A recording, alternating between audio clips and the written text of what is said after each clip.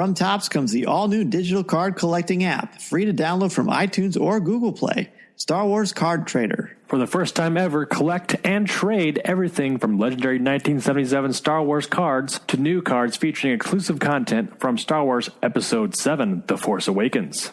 All from the comfort of your mobile devices. Star Wars Card Trader. These are the cards you're looking for.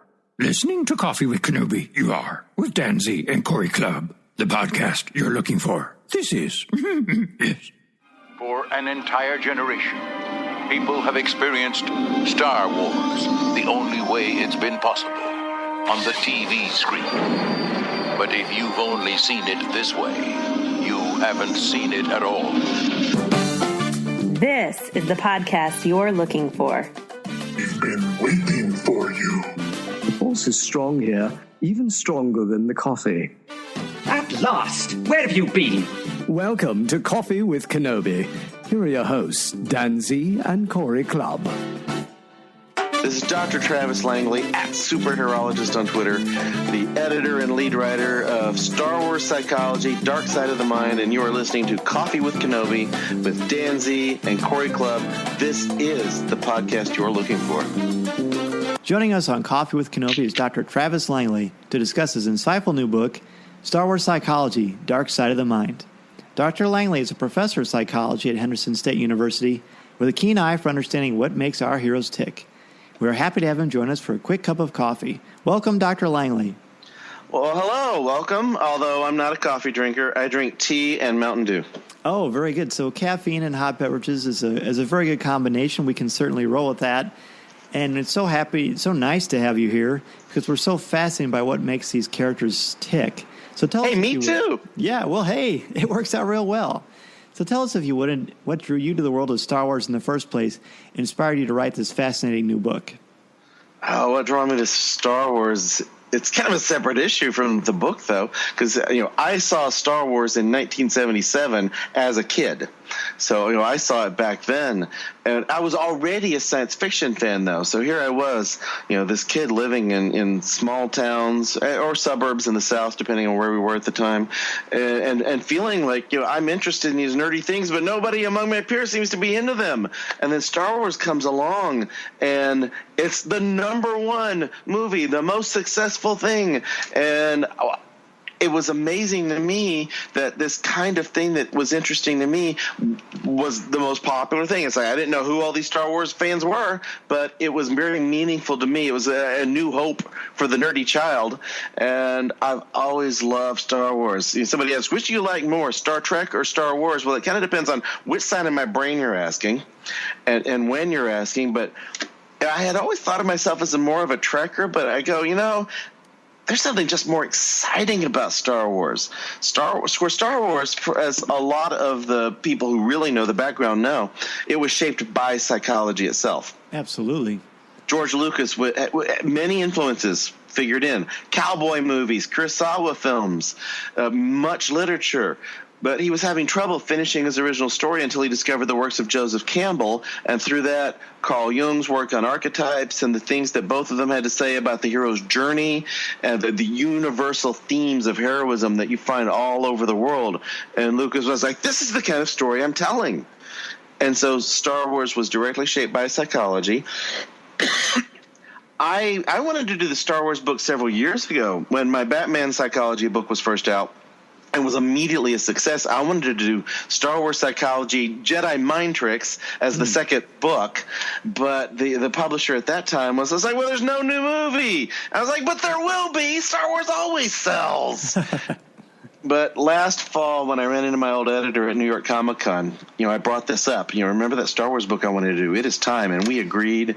And to me, it is intriguing in many different ways. It's not just a story with a whole bunch of running around. You have a lot of those stories. It's not just a special effects show. There are plenty of special effects shows that bomb in a big way. They'll bomb to the tune of $300 million now.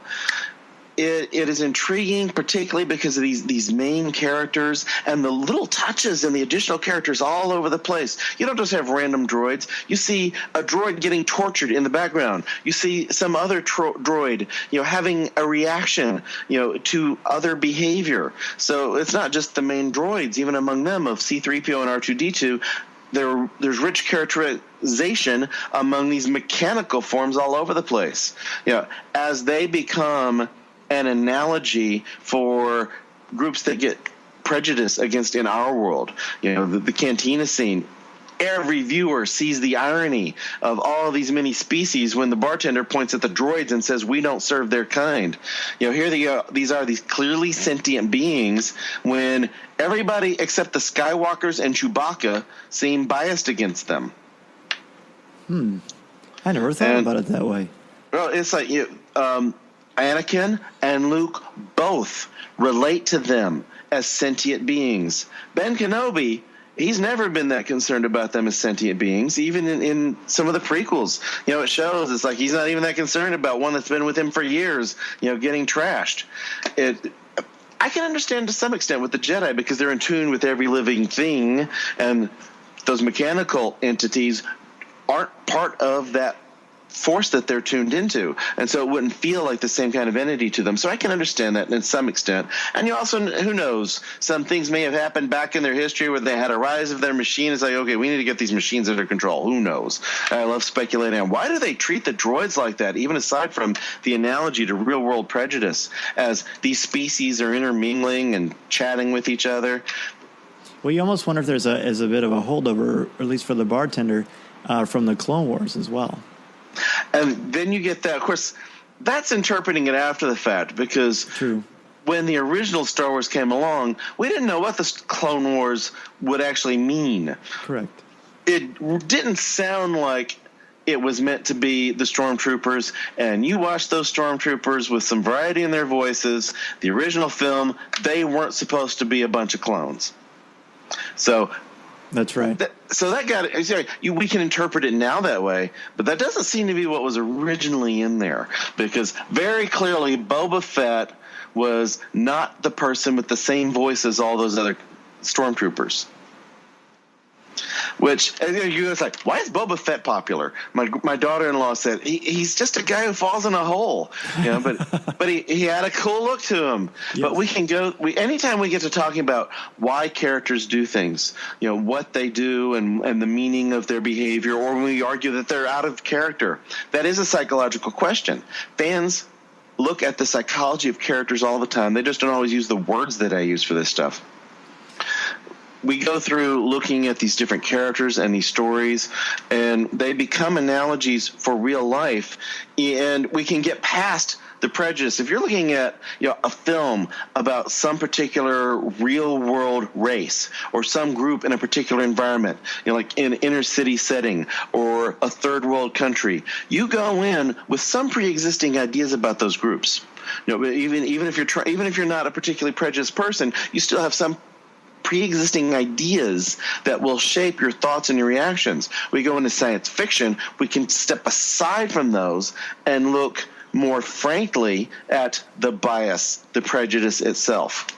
Now, that's just one example of the many different things we get into with Star Wars. Obviously, when you go into the light side and the dark side, you're looking at issues of what brings out the best and the worst in people. And the Jedi and the Sith, they can oversimplify it, where they make it sound like it's all dark and all light. Well, why not? Why not the gray side? Plenty of fans will argue why there's not a gray side. Why not the chartreuse side? Why isn't there a chartreuse side to this? There are plenty of other emotions. And both the Jedi and Sith are very orderly. Anybody who's played Dungeons and Dragons, no, it's not all lawful good and lawful evil. There's also chaotic good and chaotic evil. That's right. Well, the title itself says Dark Side of the Mind. Is this primarily focused on the more sinister characters, or is it just a clever play on Pink Floyd? No. The Pink Floyd did figure in. But so that was actually my editor's suggestion. Well, I had wanted Jedi mind tricks, but the word Jedi, it's a strongly trademarked word, and you need to be careful with that. Since it's not all about the Jedi, it would be a little harder to justify using the word. If it were more heavily about Jedi, then you can make the argument. But she suggested dark side of the mind, and I was initially reluctant because it's like, that sounds awfully negative. But I discussed it with some of my people contributing chapters, and they saw it as more of the Jungian sense, since there is some. We're not Jungians for the most part, but there is Jungian psychology in Star Wars. It's the dark side of the mind, even as Jung says himself. That's not the evil side. That is the unexplored, the hidden part of yourself. It can also be the best stuff in you. And that does ultimately tie into, the big lesson of Star Wars, when Luke sees past that dark surface in Darth Vader and believes that there is still light inside. For Darth Vader, that light still within him, his more heroic qualities were psychologically what was in the dark side of his mind. I love that. That's fascinating. It's all the portrayal of, and I know there's a lot you could say about masks as well. I've heard you on other podcasts before, and between you and Dr. Letamendi, we'd have quite a show. Oh, and she's great too. We've done a number of convention panels together. And the masks, they're easy to talk about. We do get a little bit into mask when talking about the effects that they can have on characters like the Stormtroopers and the de-individuating quality of those masks. They all look the same. Mm-hmm. And it makes the viewers more okay with them getting killed left and right, just like blowing away robots. But the effect that they have on the Stormtroopers themselves, they remove the individual qualities. They even remove perception of oneself as individuals when they're wearing these things.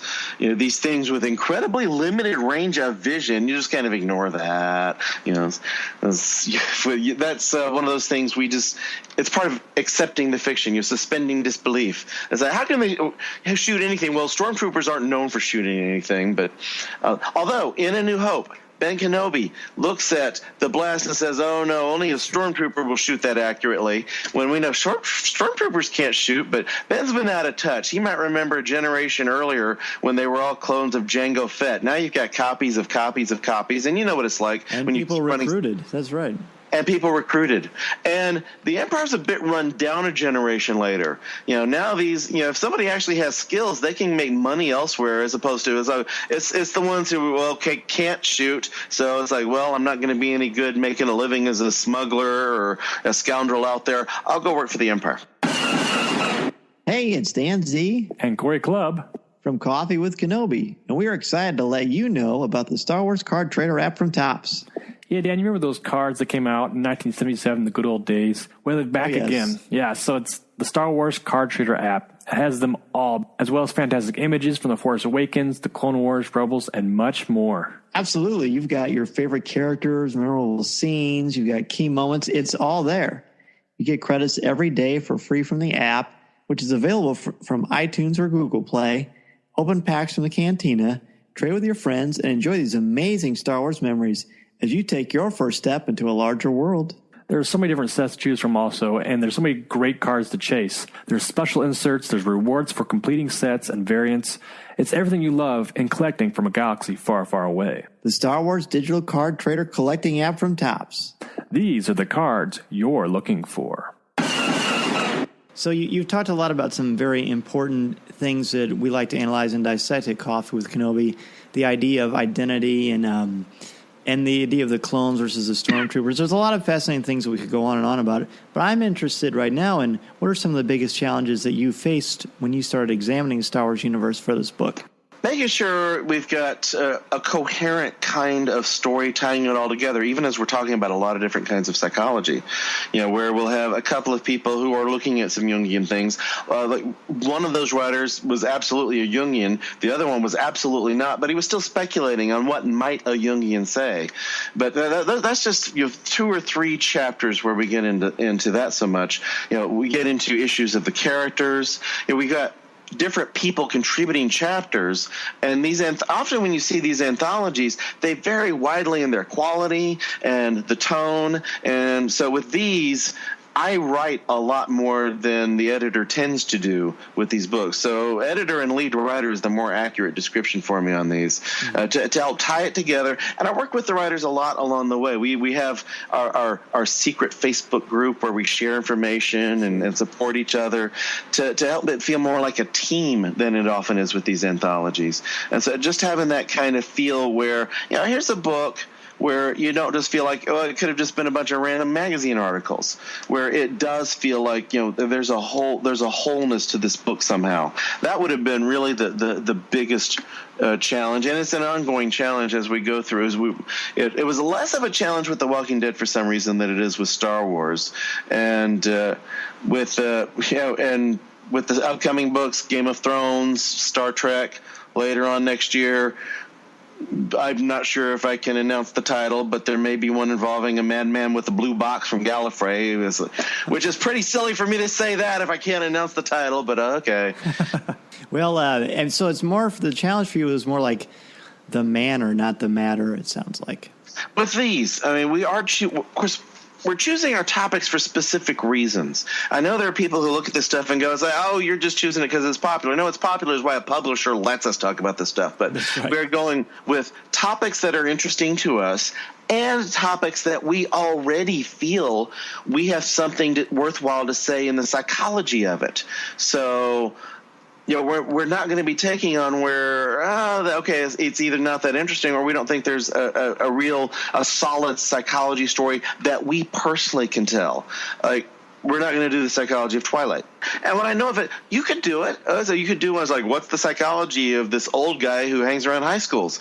But you could get into these, and you could get into these things without mocking it too. But that's not what's in Twilight's not is what's interesting to most of us. And so even if somebody could do it, but there could be some other topics. There are some people will throw out like, what about Deadpool? I'm not sure about filling a book with the psychology of Deadpool because we don't have this well-known cast of supporting characters who are mainly seen as Deadpool characters.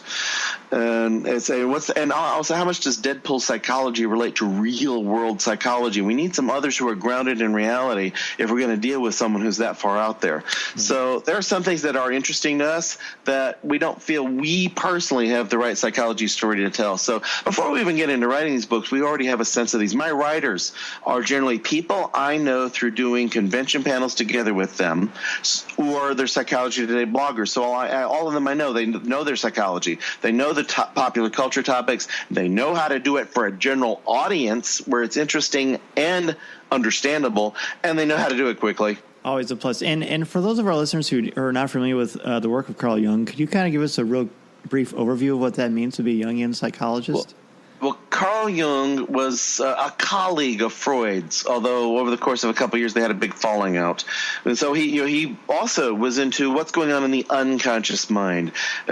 What he added to it was this idea of the collective unconscious, the idea that we've all inherited these archetypes, these universal themes, these ideas, including heroism. Jung looked at cultures all throughout the world and kept finding the same sorts of stories, the same patterns and stories of heroes all over the world, and he felt that it had been inherited.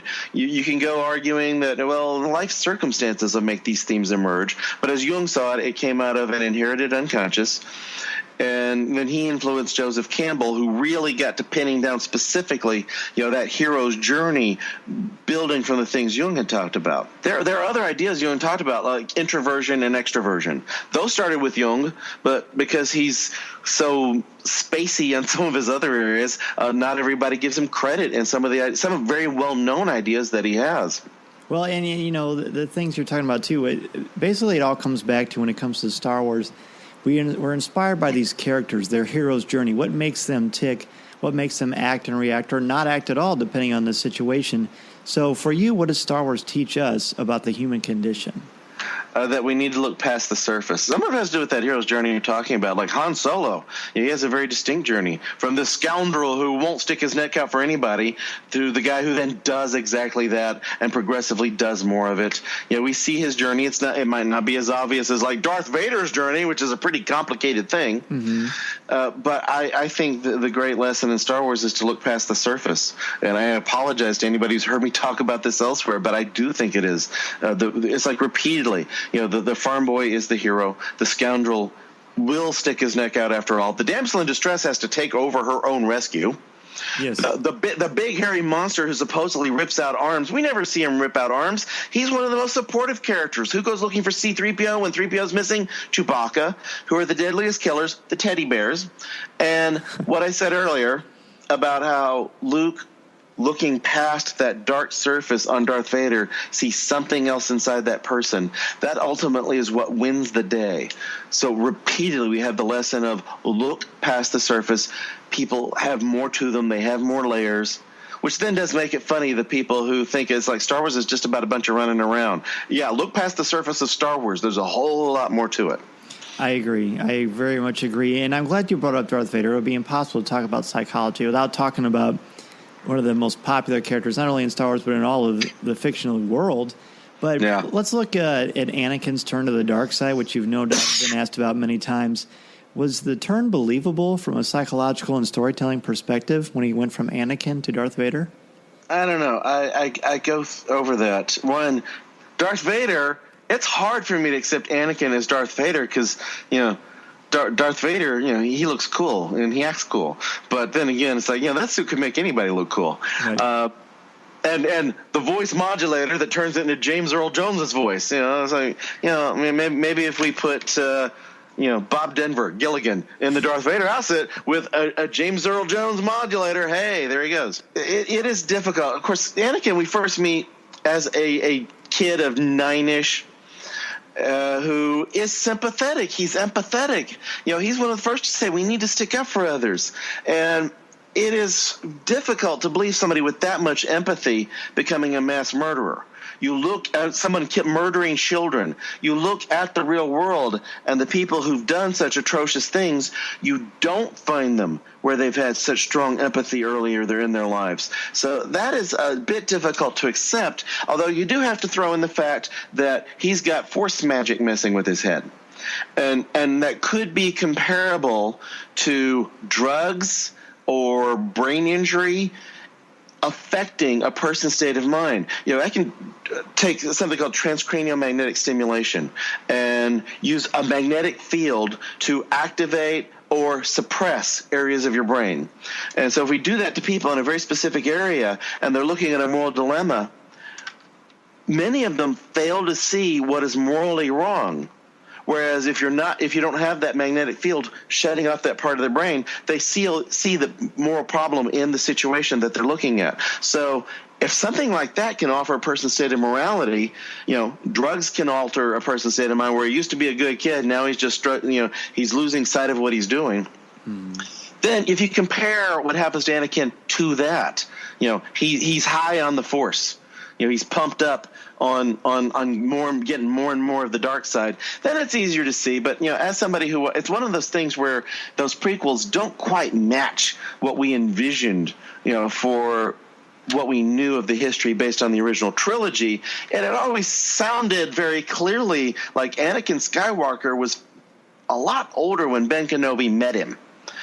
And so it seemed more likely that a grown man, or maybe an older teenager at least, had wound up drawing on the dark side, maybe as something tragic, maybe to help save the life of somebody else that he loved. But that's not the way it went. It was Palpatine manipulating him, like Iago manipulating everybody in Othello. Right. And he ends up not really choosing. Characters all throughout the prequel, it's just very fortunate for Palpatine that everybody happens to make the stupid choices that lend themselves right to what he wants them to do. And he's manipulating everybody, even Yoda. They're all making the choices that Palpatine wants them to make, and it's a bit contrived, and it's moving a bit outside real world psychology. The animated series, like Clone Wars, you actually get to see greater depth with those characters in those historical periods. You get to see them make more choices, and it actually makes more sense when you go through that than just when you're watching the prequel films by themselves. I agree. I think that the Clone Wars really added an incredible amount of dimension and layer to these characters that I found very helpful in trying to support some of these things that we talk about and analyze. And before we let you go, where can people purchase Dark Side of the Mind, Star Wars Psychology? Oh, it's all over the place. It's you go to Barnes & Noble or any major retailer, they have them. The Barnes & Noble website, Amazon, Walmart.com has them. So these books are all over the place. They can find me as @Superheroologist on Twitter, and I'm easy to find on Facebook. Contacting me through Facebook is more reliable than email these days. Oh, wow. Well, that's good to know because we'll certainly need to have you on in the future to talk more about the psychology of Star Wars. And we'll have a link to this book, this amazing, insightful book, as well as your Twitter and any other good places people have to reach out to ask you a question or just say hello. But before we let you go, we need to ask you our 5 questions we ask each guest on Coffee with Kenobi to show the commonality among fans and fandom, to show that we, in fact, have much more in common than we do differently. So we'll look at Dr. Langley, the first one for you. What is your favorite Star Wars movie? A New Hope as a very special place. You can go through how, Empire Strikes Back, a better film in many ways, but it's A New Hope. That's the one where I discovered it all. And in my head, the movie's name is Star Wars. Absolutely. I couldn't agree more. And what or who is your favorite Star Wars character? You don't necessarily have to have a favorite. I mean, I can name some great ones. I can talk about why I like Luke. But people go, oh, Luke complains. See, Luke has reasons to complain. Well, he's a teenager. He's this guy who should have been going off to college or off to other planets when his friends are leaving. I really like Luke. And what is your favorite line of dialogue or film moment? I know. Enough said, right? Mm-hmm. Exactly. But which I know did I mean? That's a good question. I'm naturally I assume it's Empire, but many have come on the show and said Jedi. You can't go wrong either way, really. So if you collect Star Wars, that is, what is your favorite collectible that you own? Oh, gosh. I guess my giant Millennium Falcon that's occupying a space in my office. Is that the newer one that came out recently? No. This one's about 20 years old. We put it together when my kids were young. Oh, how awesome. Well, I'd love to see an image of that.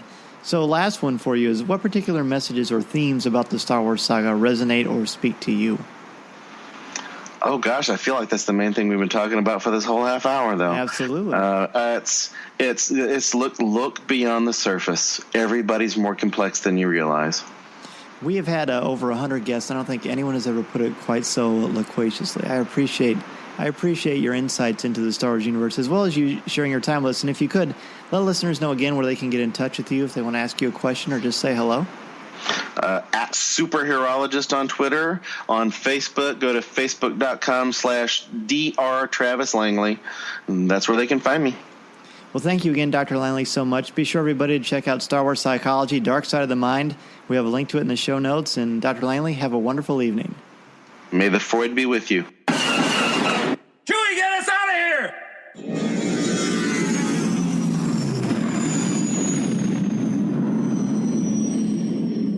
From Topps comes the all-new digital card collecting app, free to download from iTunes or Google Play. Star Wars Card Trader. For the first time ever, collect and trade everything from legendary 1977 Star Wars cards to new cards featuring exclusive content from Star Wars Episode 7, The Force Awakens. All from the comfort of your mobile devices. Star Wars Card Trader. These are the cards you're looking for. Give the evacuation code signal. This podcast is not endorsed by the Walt Disney Company or Lucasfilm Limited. It is intended for entertainment and informational purposes only. The official Star Wars website can be found at www.starwars.com. Star Wars, all names, sounds, and any other Star Wars-related items are registered trademarks and or copyrights of Disney and their respective trademark and copyright holders. All original content of this podcast is the intellectual property of Coffee with Kenobi unless otherwise indicated. This is the podcast you're looking for. There's no one here.